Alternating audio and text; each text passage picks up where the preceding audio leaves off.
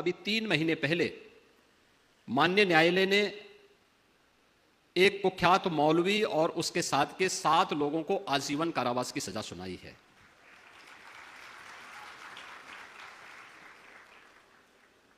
ये इसलिए सजा नहीं हुई कि वो मौलवी था, उसके पीछे एक घटनाक्रम आता है। 2019-20 की घटना है। मेरे पास एक रिपोर्ट आई,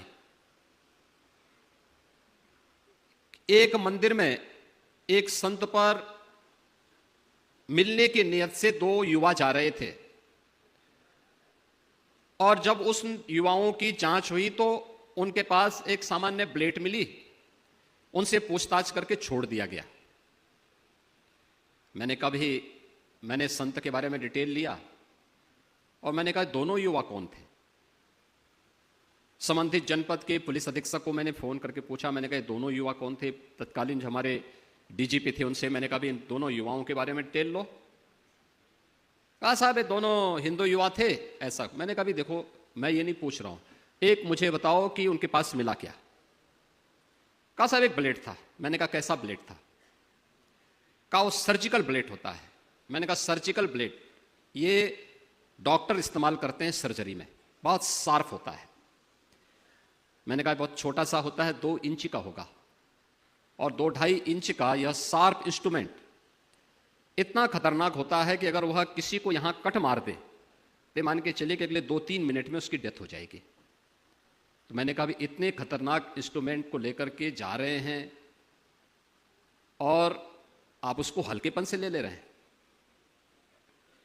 मैंने कहा एक मालूम करो दोनों युवा वास्तव में जिस नाम से जो नाम उन्होंने बताया है ये नाम उन्हीं का है या छद्म नाम है। तो पूछताछ हुई तो उन्होंने पहले अपना नाम उसी जनपद का बताया था, बाद में उसमें से एक युवा ने कहा कि साहब एक उसने अपने दिल्ली का एड्रेस बताया, दूसरे ने हैदराबाद का बताया। मैंने कहा भी दोनों जगह भी मालूम करो और इनके बारे में डिटेल लो। पुलिस हर बार उन्हें पूछताछ करके छोड़ती थी लेकिन मैं पीछे पड़ा रहा। तीसरे दिन जानकारी मिली कि साहब इन दोनों युवाओं का दिल्ली में बटाला हाउस से किसी एक सज्जन से संबंध है। तो बटाला हाउस का नाम आते ही मैं और चौकन्ना हुआ। मैंने कहा बटाला हाउस ये वही जगह है जहां 2008 में दिल्ली पुलिस के एक इंस्पेक्टर मोहनचंद शर्मा शहीद हुए थे आतंकियों से मुठभेड़ करते हुए। और बटाला हाउस में ये युवा जाते हैं तो मैंने कहा भी ये मान के चलो, पक्का मान के चलो कि दोनों युवा हिंदू नहीं हैं, आप इसको नोट करना, इनको पूछताछ करो। पूछताछ होती है, वे खुल लिए, उन्होंने बता दिया। उन्होंने कहा हाँ साहब हम लोगों के 3 पीढ़ी पहले हमारे पूर्वज इस्लाम स्वीकार कर लिए थे। अब चूंकि 3 पीढ़ी पूर्व हो चुका था तो लेकिन हम लोग फिर भी वे सच बोलने का नहीं, सच तो इनको बकना पड़ेगा। और इसके बाद जब हम लोग उसकी तह में गए तो वह उस सर्जिकल इंस्ट्रूमेंट को लेकर के गए थे एक संत की हत्या करने के लिए। खैर ये कार्रवाई आगे बढ़ी। हम लोगों ने कहा कि भाई ये बटाला हाउस में जिस सज्जन के पास जाते थे, देखो ये वास्तव में सज्जन ही है या कोई दुर्जन है। तो हम लोगों ने उसको बुलाना शुरू किया। एक बार आया तो फिर पुलिस ने छोड़ दिया, दूसरी बार आया फिर छोड़ दिया। मैंने कहा क्यों छोड़ दिया। कहा साहब वो एक सामान्य धर्मोपदेशक है। मैंने कहा क्या कोई हिंदू संत है क्या। कहा नहीं साहब। मैंने कहा उसका पूरा नाम, तो नाम भी उसका बड़ा अजीब था। तो मैं भौचक था कि सही नाम और सही तथ्यों को सबके सामने क्यों नहीं रखा जा रहा है। उसके बाद फिर हमने जब सख्ती से इस पे कार्रवाई आगे बढ़ाई तो हमने कहा भी उसके ऑफिस में जाकर के उसके पास कोई लैपटॉप होगा, उसका कंप्यूटर होगा, उससे जुड़े हुए अन्य उसके पास कुछ सामान होंगे, उसका फोन होगा, स्मार्टफोन होगा, इन सब को लीजिए और अपने कब्जे में लेकर के एक बार इसकी सघनता से जांच कर लो। पकड़ में आया और पकड़ में आने के बाद जब हम लोगों ने जांच करनी शुरू की तो उन्होंने वह एक बहुत बड़ी रैकेट को संचालित करता था और जिसका टारगेट होता था मूक बधिर बच्चे। उसमें जब हमारी कार्रवाई चल रही थी तो सबसे पहले मेरे पास शिकायत आई गुड़गांव से, और गुड़गांव से एक महिला ने कहा कि साहब मेरे बच्चे को, जो मूक बधिर था, दिल्ली की एक संस्था में पढ़ता था, उसको जबरदस्ती इस्लाम स्वीकार करवा दिया गया। फिर मेरे पास दूसरा मामला आया कानपुर का। कानपुर में एक युवा, एक छोटा, एक नौजवान लड़का मूक बधिर था, वह दिल्ली की उसी संस्था में पढ़ता था। तो अचानक रोजे के दिन थे, वह लड़का छुट्टी पे आया था, तब तक कोविड-19 प्रारंभ हो चुका था, और वह उस दौरान जब वह अपने घर आया था तो छुप करके वह दिन में कुछ नहीं खाता था। रात्रि को उसको जो भोजन मिलता था वह अतिरिक्त भी लेकर के अपने कमरे में रखता था, सुबह 4 बजे खा लेता था और दिन भर कुछ नहीं करता था। तो उसकी मां को संदेह हुआ, ये सब क्या है, ऐसे क्यों कर रहा है? तो उसने छुप करके देखा तो वह नमाज पढ़ रहा था। तो उसकी मां ने उसको कहा, ये सब क्या कर रहे हो? तो अपनी मां को भी बोलने लग गया हो। अब उनकी समस्या क्या है, वो बोल भी नहीं सकता है, सुन भी नहीं सकता है, लेकिन वह ये सब कृत्यों में लिप्त हो गया। हमने कहा ये कैसे हो सकता है, जो व्यक्ति सुन नहीं सकता है, वो बोल नहीं सकता है, वह कैसे नमाज पढ़ सकता है, कैसे, कौन सिखा रहा है उसको? तो फिर पता लगा कि बटाला हाउस से जुड़ी हुई उस संस्था के द्वारा, जो अपने को धर्मोपदेशक कहता था, उसके द्वारा वहां पर एक इस प्रकार के स्मार्टफोन उन बच्चों को दिए जाते थे जिसमें वह उसके माध्यम से कोड भाषा में उनके साथ संवाद बनाता था, उनको ट्रेनिंग देता था, और स्मार्टफोन के माध्यम से सारी उनकी एक्टिविटीज संचालित हो रही थी। और धर्मांतरण का एक बहुत बड़े रैकेट को हम लोगों ने पर्दाफाश किया था। ऐसे 500 परिवारों को उन्होंने अपनी चपेट में लिया था, जिसके खिलाफ हम लोगों ने एक बड़ी कार्रवाई की थी। और उस बड़ी कार्रवाई के परिणाम स्वरूप अभी 3 महीने पहले माननीय न्यायालय ने उसमें से 7 लोगों को आजीवन कारावास की सजा सुनाई है। आप याद करिए, आप ही के बीच में छुपे हुए ऐसे लोग जो छद्म रूप में धर्मांतरण की राष्ट्र विरोधी गतिविधियों को संचालित कर रहे हैं, लेकिन हम लोग ये मानते हैं कि ये लोग सपोर्ट कर रहे हैं। वे सपोर्ट नहीं कर रहे हैं, वे सेवा की सौदेबाजी कर रहे हैं। और उस सौदेबाजी पे लगाम लगाना, उसको देखना समाज के प्रबुद्ध जनों का, समाज से जुड़े हुए जागरूक नागरिकों का यह दायित्व बनता है। यह केवल एक संगठन का काम नहीं, किसी सरकार का मात्र कार्य नहीं, बल्कि हर राष्ट्रभक्त का कार्य होना चाहिए, हर जागरूक नागरिक का कार्य होना चाहिए। और यही कार्य यहां पे टीस जैसी संस्थाएं यहां पर दिपेश नायर जैसे नौजवानों के माध्यम से कर रही हैं, और ये अभिनंदनीय प्रयास है। मैं इसके लिए दिपेश जी आपका और आपकी पूरी टीम का हृदय से अभिनंदन करता हूं, स्वागत करता हूं। आज आपको यहां पर प्रोफेसर यशवंतराव केलकर युवा पुरस्कार से आपको सम्मान किया गया। सचमुच इस सम्मान का गौरव बढ़ा है,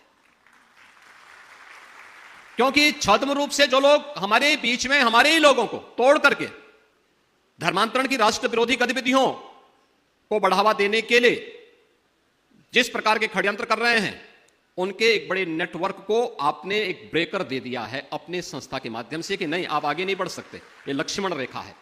उस लक्ष्मण रेखा को आपने तय किया, आपकी संस्था तय कर रही है, और ये सबकी जिम्मेदारी बनती है। आज तो दिव्यांगजनों के लिए प्रधानमंत्री मोदी जी के नेतृत्व में 4% आरक्षण की सुविधा दी जा रही है, और 16 से अधिक कैटेगरी को इसमें लिया गया है। अगर थोड़ा भी हम उन्हें प्रशिक्षित कर लें, थोड़ा भी उनके लिए एक प्लेटफॉर्म उपलब्ध करवा लें, तो वह जीवन के प्रत्येक क्षेत्र में आगे बढ़ सकते हैं। और याद करिए, प्रतिभा किसी व्यक्ति, किसी जाति, किसी मत और मजहब की मोहताज नहीं होती है, हर एक जगह छुपी हुई है। अगर ईश्वर ने कहीं कमी की है तो उसकी पूर्ति भी करता है, याद रखना, उसकी पूर्ति भी करता है। और उसकी पूर्ति में हम सब सहभागी बन पाएंगे तो ईश्वरीय कार्य होगा। और ईश्वरीय कार्य से जुड़े हुए हैं आज के यशवंतराव केलकर पुरस्कार प्राप्तकर्ता श्री दिपेश नायर। मैं उनका और उनकी पूरी संस्था का हृदय से अभिनंदन करता हूं और यह प्रतिष्ठित युवा पुरस्कार प्राप्त होने पर उन्हें हृदय से बधाई देता हूं। मित्रों, प्रोफेसर यशवंत राव केलकर जी के बारे में यहां पर हमारे क्षेत्रीय संगठन मंत्री जी ने आपके सामने विस्तार से रखा। अखिल भारतीय स्वरूप देने के साथ ही एक बड़े दुनिया के सबसे बड़े छात्र संगठन के रूप में विद्यार्थी परिषद तैयार हो, अपने मूल्यों और अपने आदर्शों को ध्यान में रख करके वो कार्य कर सके। इन बातों को लेकर के जब विद्यार्थी परिषद कार्य करता है तो वह सचमुच आज की एक आवश्यकता बन जाती है और उन्हीं आवश्यकताओं को लेकर के यह युवाओं का एक संगठन युवाओं को प्रोत्साहित करने के लिए निरंतर कार्य कर रहा है। यह हमारा सौभाग्य है कि मुझे स्वयं भी अखिल भारतीय विद्यार्थी परिषद के माध्यम से अपने विद्यार्थी जीवन में कार्य करने का अवसर प्राप्त हुआ। अनेक रचनात्मक कार्यक्रमों को आगे बढ़ा करके राष्ट्रवादी मिशन के साथ जोड़ने की एक आधारशिला है, उसे एक नई दिशा देने का माध्यम बनती है, उसे समाज के विभिन्न तबकों के माध्यम से आगे बढ़ने के लिए एक प्लेटफॉर्म भी उपलब्ध करवाती है। लेकिन महत्वपूर्ण यह कि अखिल भारतीय विद्यार्थी परिषद छात्रों के युवाओं का एक सबसे बड़ा दुनिया का संगठन है, तो हमारे सामने सबसे बड़ा प्रश्न यह उठता है कि वास्तव में युवा कौन है। जब युवा की हम चर्चा करते हैं, बहुत सारे मुद्दे हमारे बीच आते हैं, बहुत सारे बातें हमारे सामने आती हैं और मैं इस पर अक्सर चर्चा करता हूं। आप पूर्वी उत्तर प्रदेश में हैं, 1857 की क्रांति, प्रथम स्वातंत्र समर को आगे बढ़ाने वाले, 80 वर्ष की उम्र में अंग्रेजों के खिलाफ उस युद्ध को प्रखरता के साथ लड़ने वाले उस समय के जो अमर सेनानी थे बाबू कुंवर सिंह जी, जिनके बारे में कहा जाता है कि बिहार के आरा से लेकर के आजमगढ़ तक उन्होंने अंग्रेजों को पीछे हटने के लिए मजबूर कर दिया था। अगर हम उनकी चर्चा करते हैं, या संपूर्ण क्रांति के नायक जयप्रकाश नारायण हो, या वीर बंदा बैरागी हो, या फिर एक ही जन्म में दो आजन्म कारावास की सजा प्राप्त करने वाले वीर सावरकर,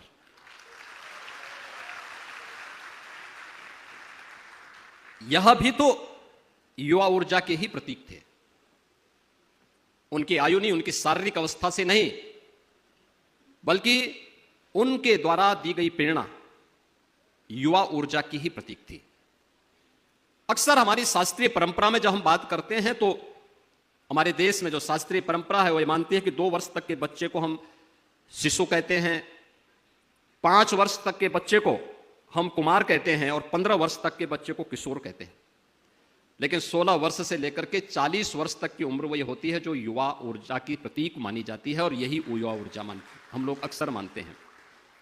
और यही कारण है कि यह ऊर्जा जब भी अंगड़ाई लेती है, जिस राष्ट्र के पास इस प्रकार की युवा ऊर्जा होती है, प्रतिभाशाली युवा ऊर्जा होती है, वह उस राष्ट्र के उज्जवल भविष्य की गारंटी भी होती है।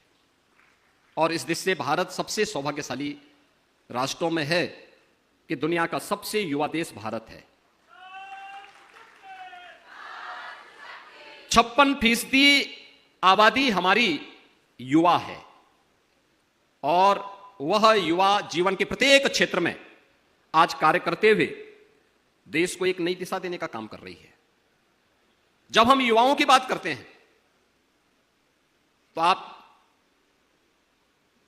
शास्त्रों का, पुराणों का और इतिहास का अवलोकन करेंगे तो आपको लगेगा कि जब भी अंगड़ाई ली है तो युवा शक्ति ने ही ली है। याद करिए रामायण काल को। उस समय प्रभु राम ने एक संकल्प लिया था, उनको वनवास हुआ। उन्होंने देखा कि राक्षस जंगल में, वनों में ऋषि मुनियों को मार रहे हैं, वहां के वनवासियों गिरवासियों का शोषण कर रहे हैं, प्रताड़ित कर रहे हैं। ऋषि मुनि को मानने का मतलब, उनको प्रताड़ित करने का मतलब, वनवासी गिरवासियों को प्रताड़ित और शोषण करने का मतलब क्या था? भारत की ज्ञान की परंपरा को अवरोध करना। भारत के शोध और इनोवेशन के कार्यक्रम को बाधित करना और वनवासी और गिरवासियों को शोषण का शिकार बनाने का मतलब था भारत की एकता को खंड खंड में विभाजित करना। और तब भगवान राम को एक संकल्प लेना पड़ा था कि निस्सरहीन करो मही भुज उठाए प्रणकीन, यानी इसका संकल्प लेने वाले प्रभु राम हो या फिर कंस के आतंक से त्रस्त मथुरा को भयमुक्त वातावरण देने वाले, उस भयाक्रांत से मुक्त करने वाले, परित्राणाय साधुनाम विनाशाय च दुष्कृताम का संदेश देने वाले प्रभु श्री कृष्ण, या फिर पूरी दुनिया को निर्वाण का संदेश देने वाले, या अपदीपो भव के माध्यम से अपने अंदर के ज्योति को देखने की प्रेरणा प्रदान करने वाले भगवान बुद्ध हो या महावीर, इन सबके जीवन को लें, या फिर आदि शंकराचार्य मात्र 32 वर्ष की आयु तक जिए थे। मित्रों, अगर आप युवाओं की स्थिति को देखें, वीर अभिमन्यु महाभारत के सबसे ऊर्जावान युवाओं में हैं। जब 7 महारथियों ने घेर रहे हैं तो वीर अभिमन्यु की आयु मात्र 16 वर्ष की थी। 16 वर्ष का एक युवा महाभारत के युद्ध में अपने शौर्य का परिचय दे रहा है, और एक नहीं कई कई कौरवों के महारथी घेर रहे हैं उनको, तब जाकर के वह वीर अभिमन्यु पर तब भी वह विजय प्राप्त नहीं कर पा रहे हैं। यह स्थिति उस कालखंड की थी। या फिर 1.25 लाख से एक लड़ाऊं तो गोविंद सिंह नाम कहाऊं, खालसा पंथ के संस्थापक गुरु गोविंद सिंह जी महाराज। जो हट राखे धर्म को तिहि राखे करतार का उद्घोष करने वाले महाराणा प्रताप। याद करिए, 27 वर्ष की उम्र में हल्दी घाटी का पहला युद्ध महाराणा प्रताप ने लड़ा था, मात्र 22,000 सैनिकों के साथ।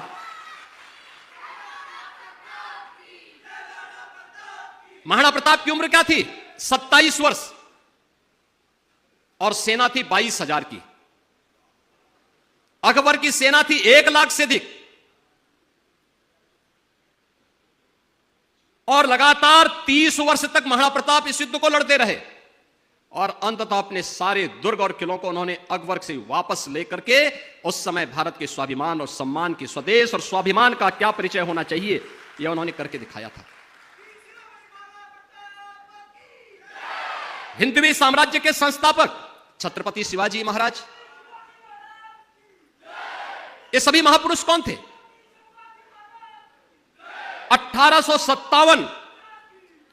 1857 के प्रथम स्वातंत्र्य समर की याद करिए, उस वीरांगना को जिसके बारे में कहा गया कि सिंहासन हिल उठे राजवंशों ने भुगतानी थी, बूढ़े भारत में आई फिर से नई जवानी थी, खूब लड़ी मर्दानी वो तो झांसी वाली रानी थी। महारानी लक्ष्मीबाई 1857 के प्रथम स्वातंत्र्य समर में जब झांसी की रानी लक्ष्मीबाई अंग्रेजों के खिलाफ देश की स्वाधीनता के लिए लड़ी थी, उम्र थी मात्र 26 वर्ष, और वह विजयी हुई थी। अंग्रेज उन्हें परास्त नहीं कर पाए थे।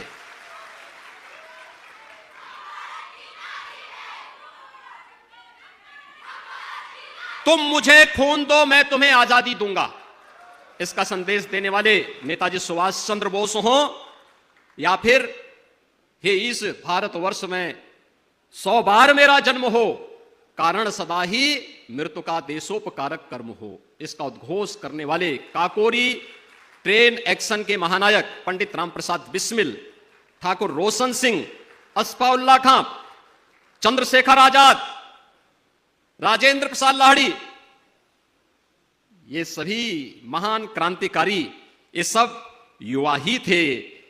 और वीर सावरकर को जब एक ही जन्म में 2 आजन्म कारावास की सजा हुई थी। वीर सावरकर दुनिया के पहले क्रांतिकारी हैं जिन्हें एक ही जन्म में 2 आजीवन कारावास की सजा हुई थी। उस समय वीर सावरकर की उम्र मात्र 28 वर्ष थी। और याद करिए, गुरु गोविंद सिंह जी महाराज के चार चार साहबजादों को, साहबजादा अजीत सिंह, साहबजादा जुझार सिंह, साहबजादा फतेह सिंह, साहबजादा जोरावर सिंह, क्या उम्र थी? 7 साल, 9 साल, 11 साल, 14 साल। यानी ये सभी उस उम्र में देश के लिए लड़ रहे हैं, धर्म के लिए लड़ रहे हैं, और पूरी दुनिया के अंदर, और विद्यार्थी परिषद अक्सर उन कार्यक्रमों में सहभागी बनता है जिन्होंने पूरी दुनिया को संदेश दिया था भारत की वैदिक परंपरा के बारे में, और कहा था गर्व से कहो हम हिंदू हैं।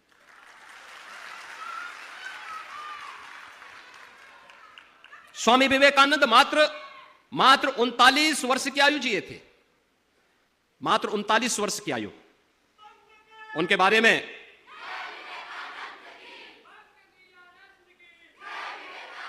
स्वामी विवेकानंद ने के बारे में गुरुदेव रविंद्रनाथ टैगोर ने एक बात कही थी। उन्होंने कहा था कि अगर भारत को समझना है तो स्वामी विवेकानंद को पढ़ो।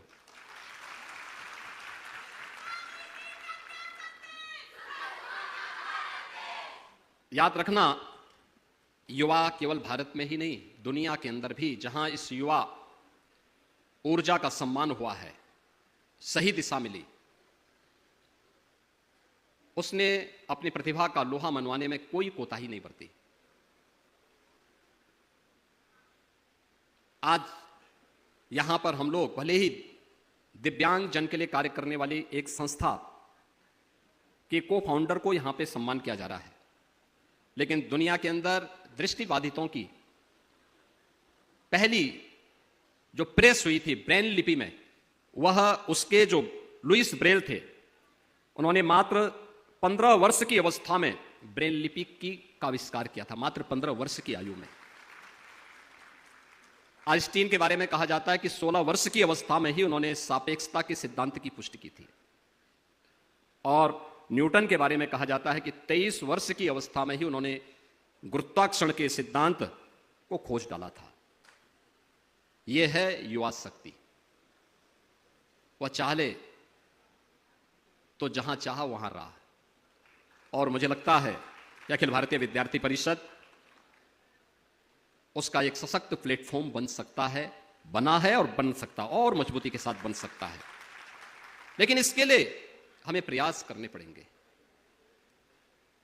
इसके लिए हमें समय के सापेक्ष अपने आप को तैयार करना पड़ेगा, और वह है कि जब आप अखिल भारतीय विद्यार्थी परिषद की बात करते हैं तो पहले युवा ऊर्जा आ गई, युवाओं का संगठन भी है, लेकिन आपने अपना स्लोगन भी दिया है, ज्ञानशील एकता।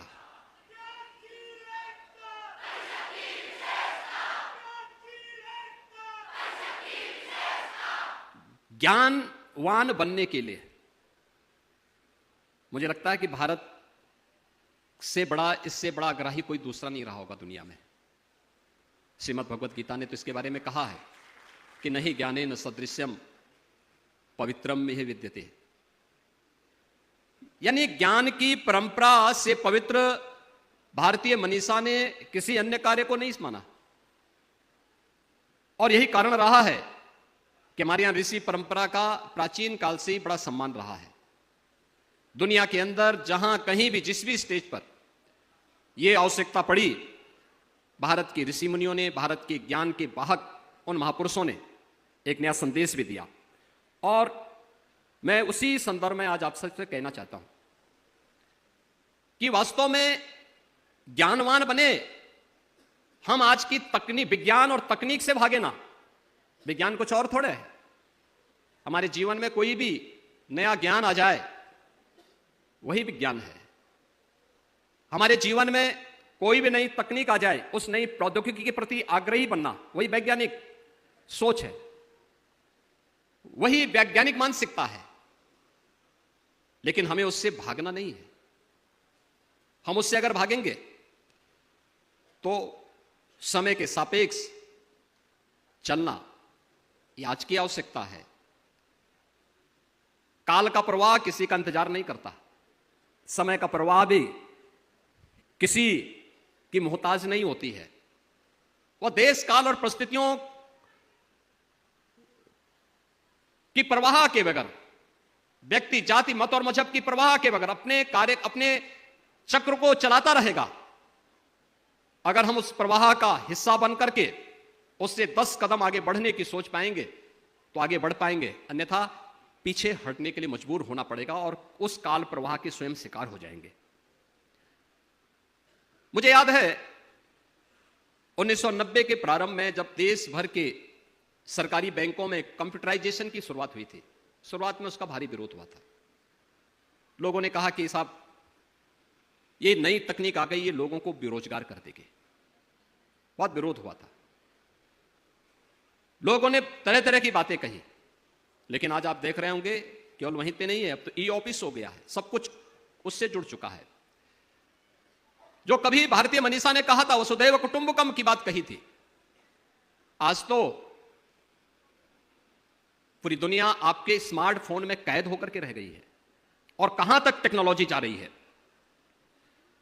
कंप्यूटर के लिए विरोध नहीं हुआ, इससे पहले प्रेस आया था तो हाथ से लिखने वाले जो लोग थे उन लोगों को लगा कि साहब अब हमारा धंधा चौपट होगा। वे लोग हड़ताल पे कर लिए, विरोध प्रदर्शन शुरू हुए। और हर एक विरोध प्रदर्शन में होता है कि अगर 10 लोग स्वाभाविक रूप से प्रभावित होने वाले होंगे तो 100 लोग उसमें तमाशबीन में जुड़ जाते हैं, फिर और भी लोग उसके साथ जुड़ जाते हैं, तो संख्या ज्यादा दिखती है। लेकिन तब भी इसका विरोध हुआ था। प्रिंटिंग प्रेस आया, प्रिंटिंग प्रेस का भी विरोध हुआ। लोगों ने कहा साहब ये सब आने के बाद धंधा चौपट होगा। चर्च को लगा कि साहब हमारा ज्ञान पर एकाधिकार अब समाप्त हो जाएगा, और भी तमाम लोगों ने उसका विरोध किया।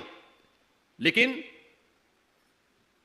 टेक्नोलॉजी किसी का इंतजार नहीं की, वो बढ़ती गई। बिजली, टेलीफोन,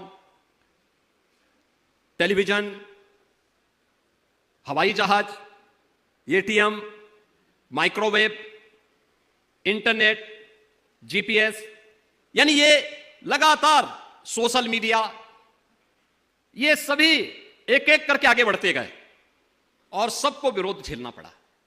सारे विरोध भी झेल रहे हैं, लेकिन इनमें से एक भी तकनीक ऐसी नहीं जो हमारे दैनिक जीवन का हिस्सा न बन पाई हो। दैनिक जीवन का हिस्सा बनी है।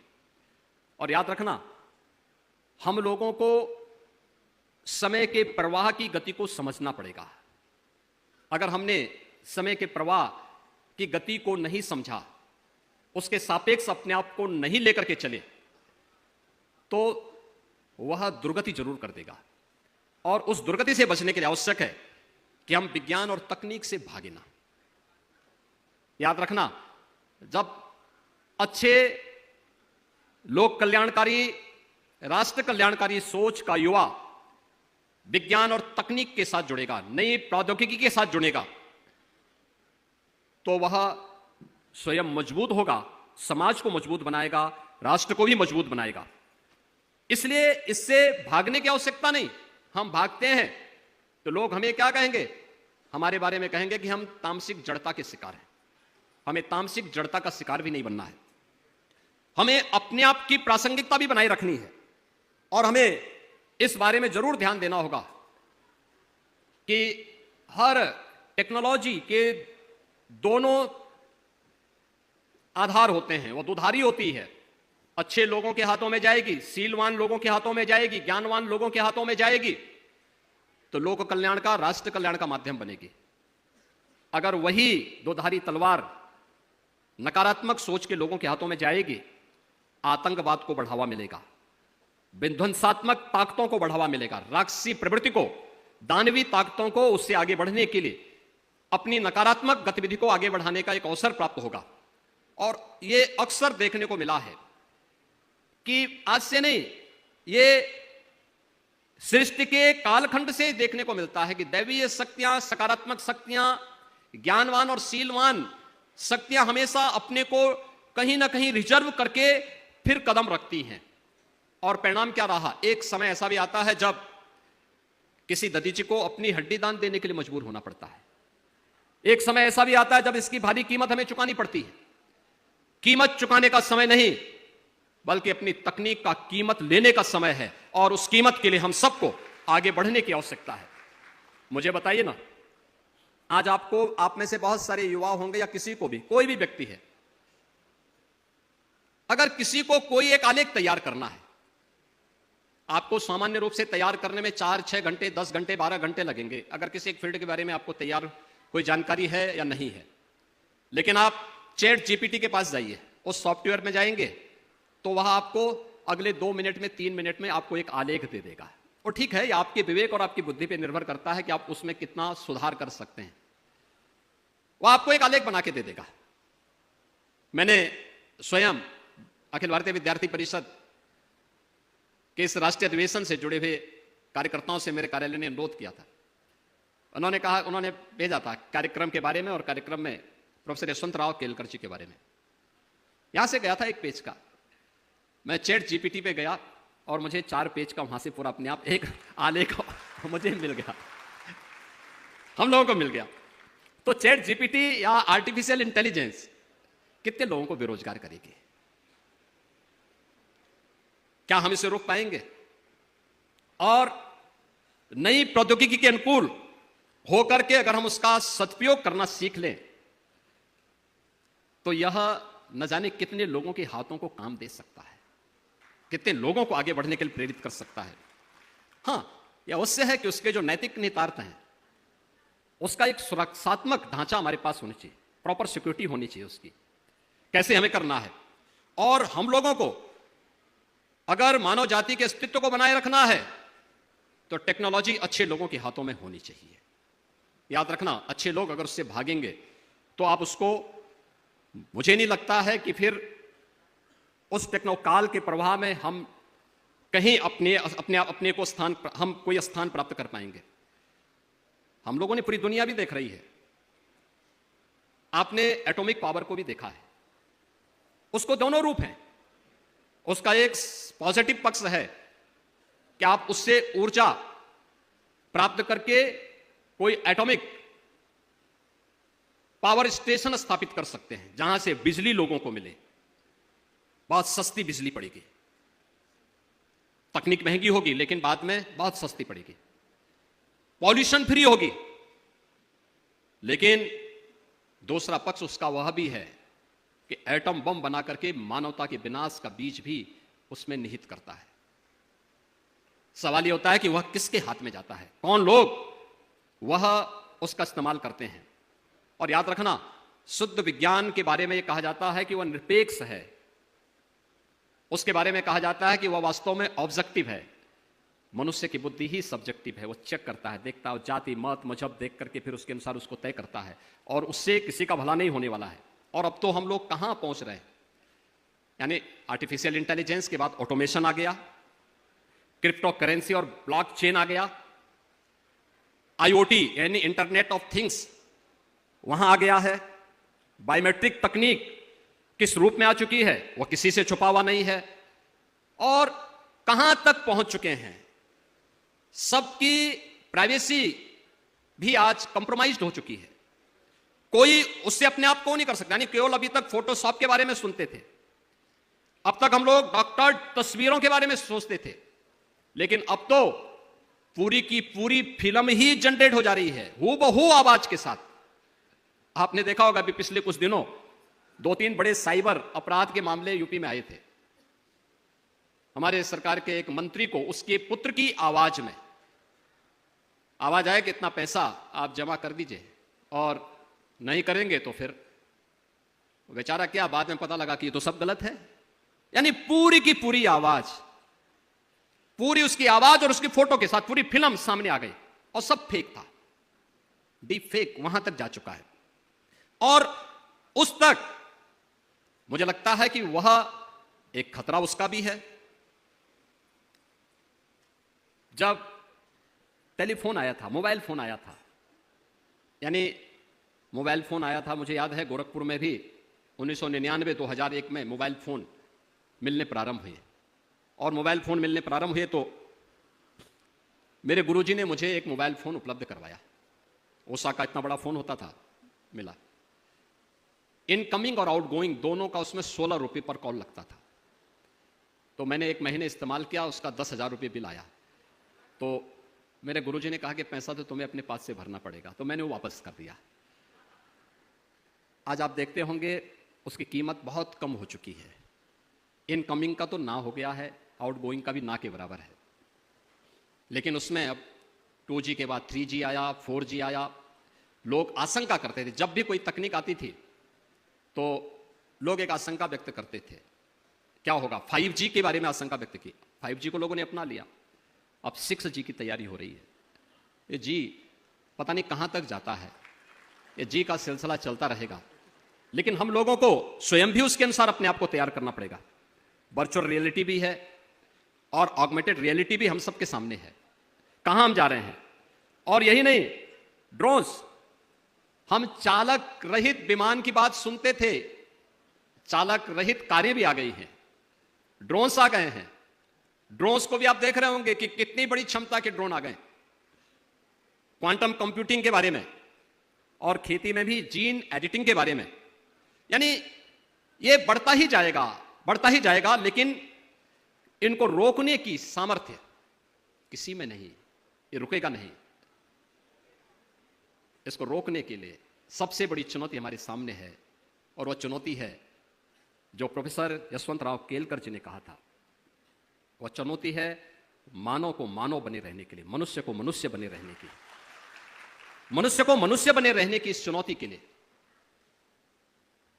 उसको ज्ञानवान होना पड़ेगा, उसको शीलवान होना पड़ेगा, उसको वैदिक परंपरा के इस उद्घोष को अंगीकार करना पड़ेगा जो हमारा वैदिक परंपरा कहती है, सम गच्छध्वम सम बदध्वम सम नो मनासी, जानताम के इस उद्घोष को अंगीकार करते हुए कि सब एक साथ चलो, एक साथ बोलो, एक साथ सोचो, एक टीम वर्क के साथ एक धर्म के बारे में।